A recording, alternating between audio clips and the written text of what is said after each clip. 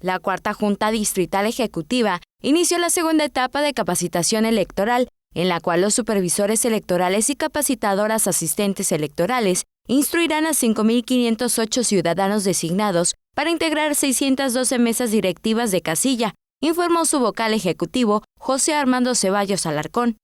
El también consejero presidente resaltó la responsabilidad del próximo funcionariado de casilla, que recibirá la votación de 356.322 electores en las 230 secciones que integran la demarcación electoral con cabecera en Mérida.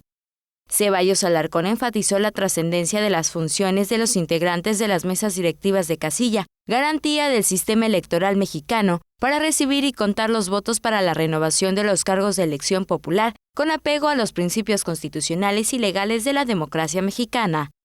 Teleyucatán te informa. Teleyucatán te informa.